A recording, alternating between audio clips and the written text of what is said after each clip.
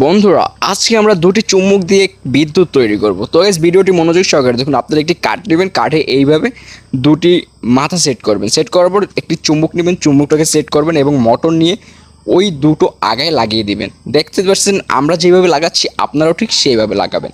তারপরে গাইস দুটি ফেলাক নেব, ফেলাক নিয়ে এইভাবে লাগাবো। লাগানো হয়ে গেছে এবং আমরা তার নিয়ে এইভাবে মোড়াই ঢুকাবো। ঢোকানো হয়ে গেলে আমরা ফেলাকের সাথে ঝালাই দিয়ে দেবো। তার দুটো তার বের করে দুটোই ঝালাই দিব।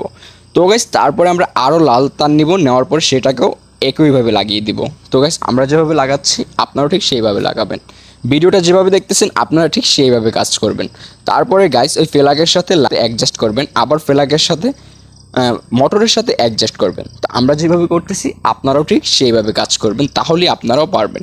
প্লিজ ভিডিওটি শেয়ার করে দেন না, ভিডিওটি শেয়ার করে অন্যকে দেখার সুযোগ করে দিন। দেখুন আমাদের হয়ে গেছে। এখন আরেকটি চুম্বক নিয়ে আমরা ধরার সাথে সাথে অটোমেটিকলি চলতেছে। তো গাইস ভিডিওটি শেয়ার